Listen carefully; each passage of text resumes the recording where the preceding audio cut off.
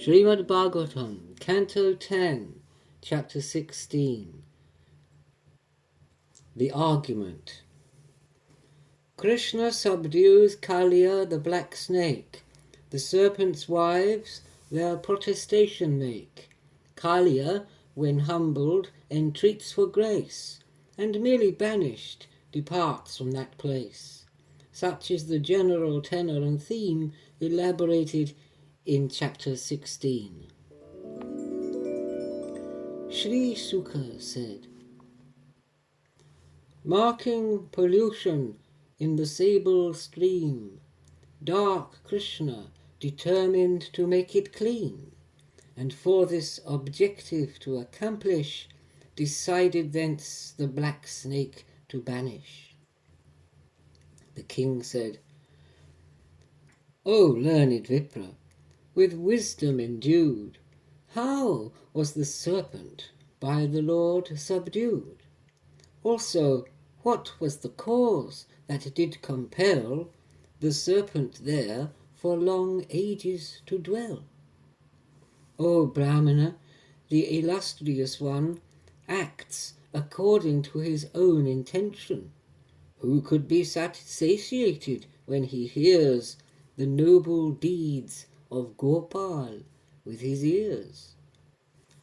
Sri Shuka said, in Kalindi's dark waters was a lake, where harboured Kaliya, the evil snake. Polluted by its pestilential breath, birds overflying fell and met their death. The wind carried the deadly droplets o'er the waves and contaminated the shore. The trees and shrubs and grass withered and dried, all mobile and immobile creatures died. Krishna saw how the lake was fouled, and whence derived the poison of dread virulence, since to restrain the wicked and prevent their evil was the cause of his descent. He girded up his loins for the essay, and slapped his arms, quite eager for the fray, and clomb a kadamba tree to the top, then into the poisoned water did drop. The Supreme Being leapt into the lake, where dwelt the deadly pestiferous snake, with such force that the water overbore, and flowed 100 bow lengths up the shore. And thus there was of poison a flood tide, which spread contamination on each side. But what in that deed is so wonderful for him whose strength is immeasurable? And thus his elephantine strength displayed, and swirling with his arms, O king, he played. The splashing waters resonated round, aroused was the dread serpent by the sound. Then thus that creature who hears with its eyes, from deep within the water did arise. Intolerant of the intrusion, he approached in rage and furiosity. He saw the child of cloud complexion blue, so tender, soft, and beautiful to view, in yellow raiment clad, bearing the sign of Shri, the goddess of beauty divine. A handsome countenance with smiles replete, and lotus flower-like delicate feet. The serpent, incensed with fury and spite, with piercing fangs his vital parts did bite, and slithering his winding bulk around, Krishna was in his rolling coils bound. Observing him bound up in and motionless within the coils, his friends were in distress. The cowherds had themselves, their wealth, their lives, desired objects, relatives and wives, and all to Lord Krishna dedicated, thus were on his account disquieted. In fear and remorse, with a sense of doom, they lost their minds and fell down in a swoon.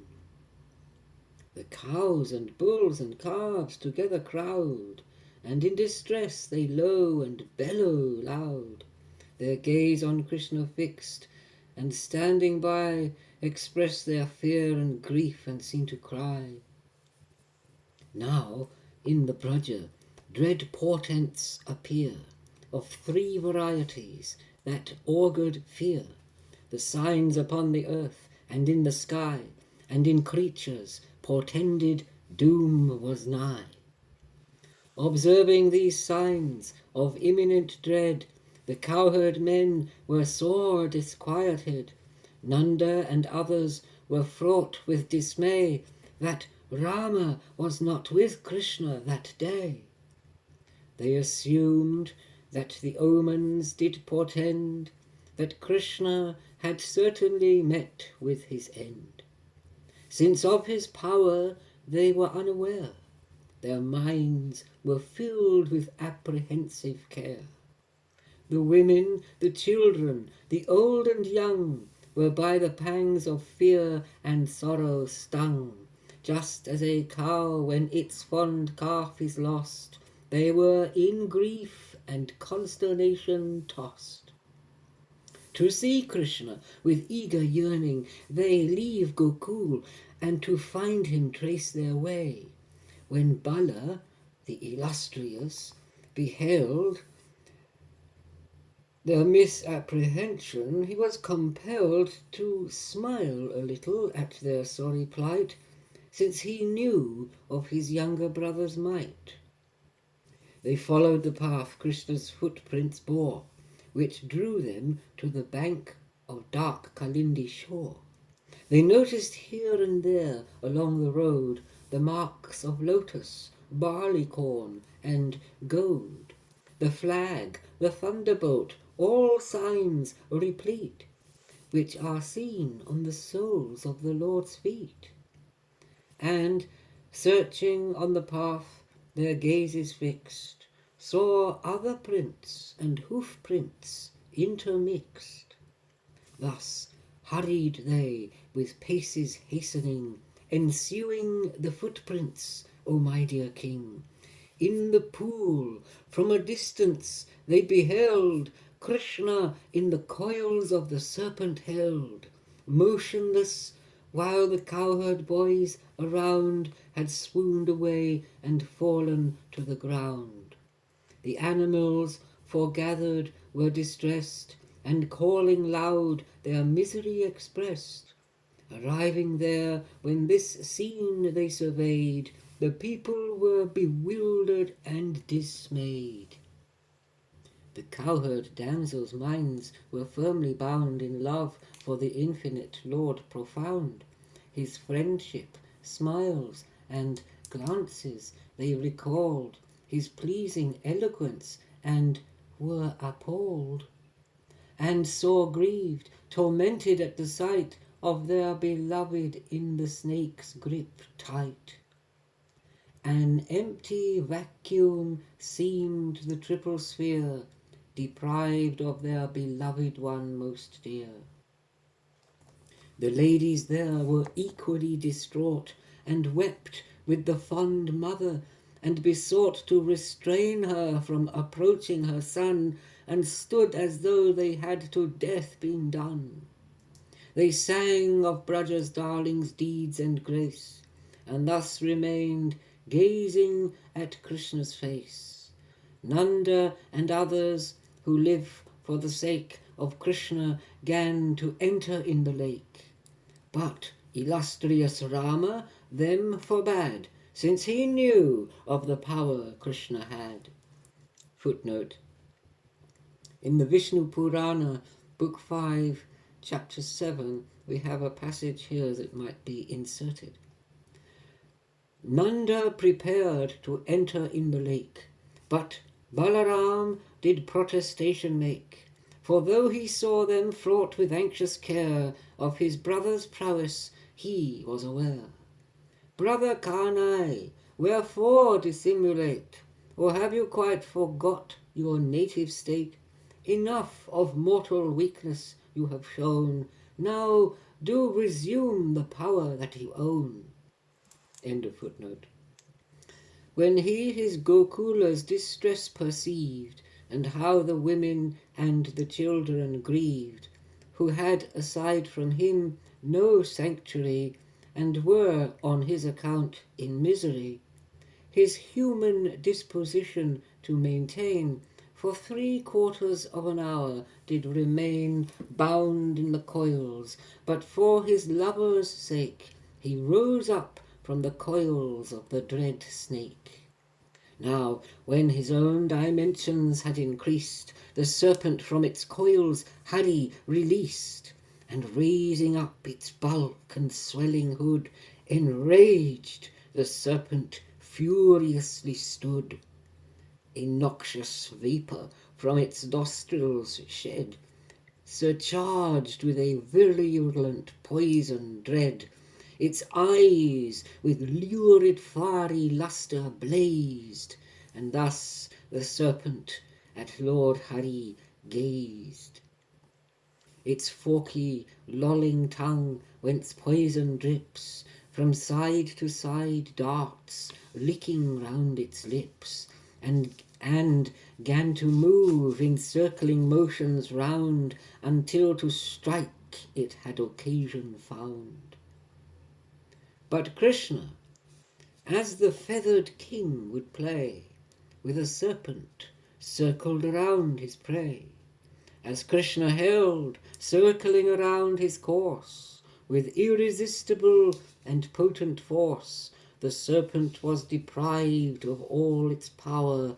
Thus subjugate, its hoods began to lower, whereat Krishna mounted on its main hood, and pressing with his foot, delighted stood, the glistering gems shining on its head, reflecting Krishna's feet a lustre shed. The teacher of the arts and elegance upon the serpent's hood began to dance. Observing from their station in the sky, his attendants celestial drew nigh, the Gandharvas, sweet singers of the gods, the Siddhas who drop blooms from their abodes, the Munis, Charanas, and nymphs arrived, and to accompany his dance contrived. Mridanga and Panava drums they beat, play instruments, and dance upon their feet. They strike up praises in sweet melodies, and shower him with flowers from the skies. Now, which of his 101 heads refused to bow, the Lord tramples and treads. O King, who bears of chastisement the rod, to punish evil on the serpent trod. In wheeling motions of the deadly strife, the serpent felt ebbing away his life. Poison and blood from his nostrils and mouth flow, weltering in extremity of woe. As Krishna on the serpent's hood bestrode, its eyes with streams of noxious poison flowed, and fraught with rage, each time it raised a head, the Lord would dance upon it with his tread. Thus, with the pressure of his dancing feet, he did the serpent subdue and defeat. The gods thereon took up the occasion to shower flowers on the primal one. O King, the wondrous dance by Krishna shown pressed on the 1,000 hoods and forced them down. Its coils were crushed, vomiting blood and gore. The stress its recollection did restore. He recalled Narayana, the primal one, the preceptor of all the creation, the moving and inert. Thus he resigned and sought the Lord's refuge in his mind. While Krishna's weight bore down on the serpent, it was discomfited, its vigour spent. In Krishna's womb the world is situate, and bears of the entire world the weight. As on its hoods his heel pressed relentless, the serpent wives beheld in sore distress. The primal lord they then approached, dismayed, their garments, gems, and hair all disarrayed. They were with great anxiety distraught, their dependent children before them brought, and to the Lord of creatures they dedicate themselves, and with their bodies lay prostrate. Those pious dames, troubled with anxious care, with palms together pressed, made fervent prayer, and sought for their bad husband clemency from that Lord who favours the refugee. The serpent wives said, "The chastisement inflicted, Lord divine, is just according to this sinner's crime. The reason for thy incarnate descent is to administer stern punishment upon the wicked, whoever they be it thy son or bitter enemy. Without respect of persons in thy view, from thy much correction good fruits ensue. Thou hast indeed shown great mercy herein to us, since thy chastisement absolves sin. For he, our husband, born of serpent kind, harbours inveterate rage in his mind. To punish him thus, and his sin efface, must needs be deemed as thy especial grace. What good deeds and pious austerity, what high honour bestowed from malice free, or what kindness to creatures void of strife must he have done in some previous life? How were with him all creatures gratified, since thou, all creatures' source, art satisfied? O Deus, we know not how it might be, or what affords this opportunity. What makes him worthy we cannot conceive, the holy dust of thy feet to receive.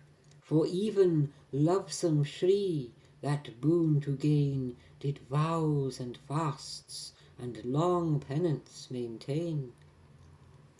Those who bear thy foot dust have no desire for rulership of heaven's vast empire, nor the state of a high divinity, nor worldly dominion and sovereignty, nor perfections that to mystics befall, and for freedom from birth care not at all.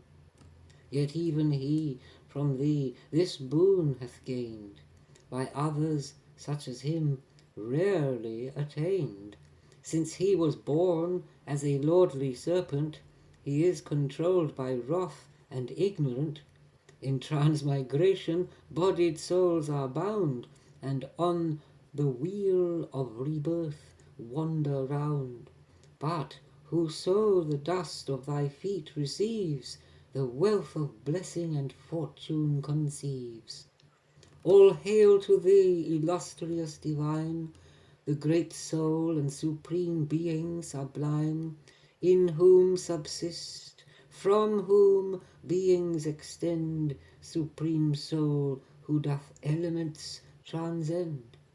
To thee of knowledge and of wisdom the source, the Brahman of infinite potent force, to thee attributeless, immutable, to thee the mover of nature, all hail.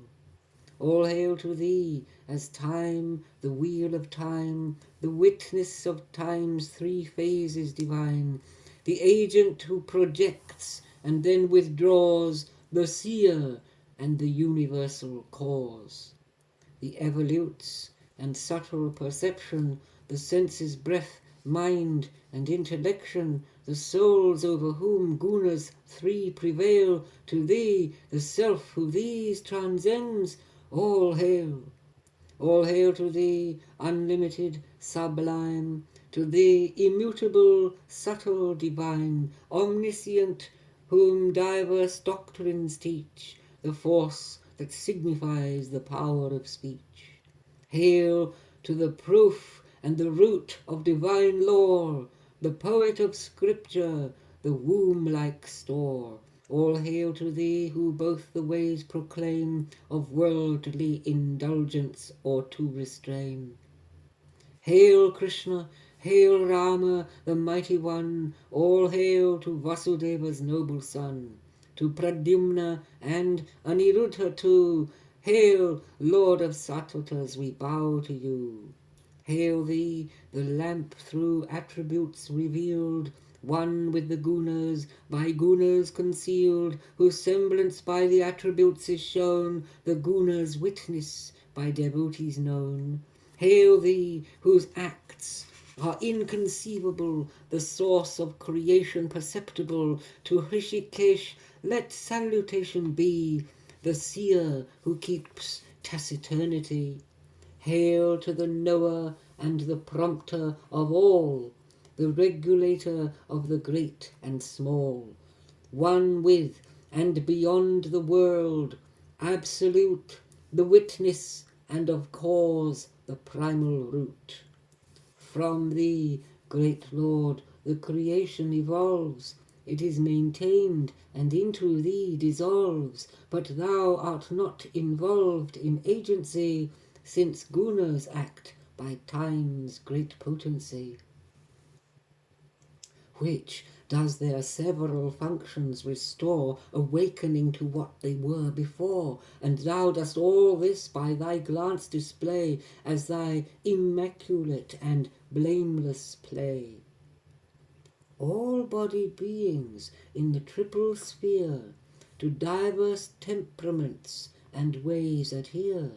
The tranquil, the restless, the dumb are born, in species that with their natures conform. But to thus favour the good presently, thou art fondly inclined to show mercy and save the good devotees from distress, and stablish principles of righteousness. A good master forgives a foolish one, and shows towards his own toleration. O tranquil soul, this fool thee did not know, therefore thou shouldst thy grace on him bestow. O illustrious one, thy grace impart, or else the serpent's life will soon depart. The good are kind to those who grace implore, our husband's life, and thereby ours restore. Now issue thy commands, O mighty one, and tell your maidservants what should be done. Those who thus act, obedient, sincere, are certainly relieved of all their fear.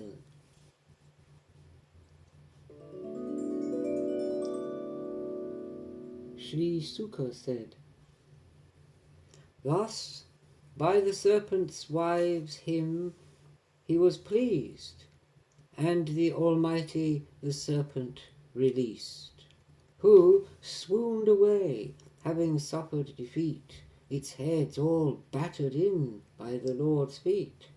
Then, little by little, Kalia gained awareness, although he was greatly pained. Humiliated, breathing heavily, with folded palms addressed Krishna Hari.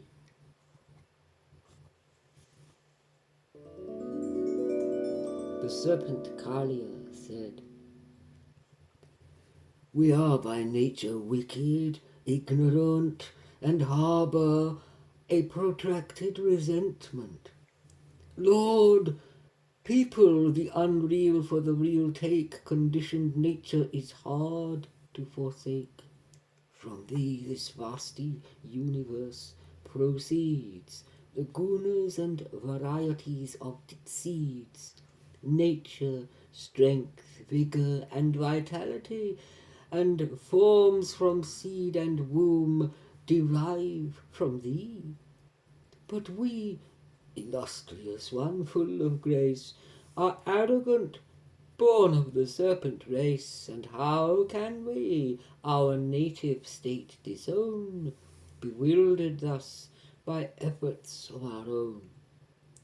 Since thou art the cause and omniscient, the ruler of the world, preeminent, thou mayst punishment or grace decree, according to thy judgment, let it be.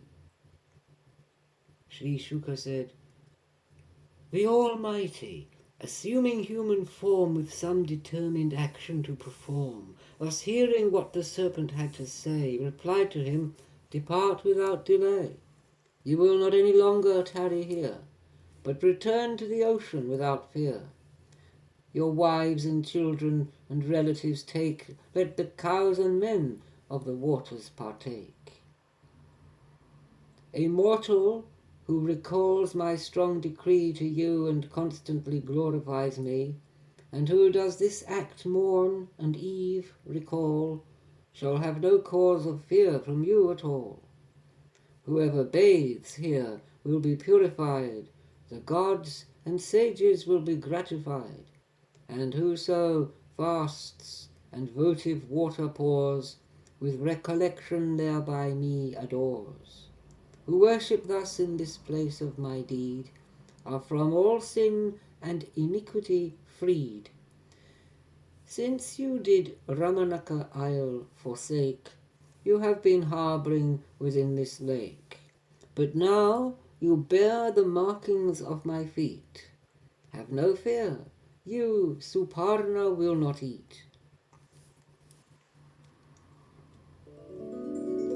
The seer said, Lord Krishna, whose acts are astonishing, enlarged the penitent serpent, O king, who joining with his wives in joy, adored with worship the Almighty Supreme Lord. They offered raiment, wreaths, and gems divine, that with inestimable lustre shine. They offered ornaments with pious care, and smeared his person with fragrances rare.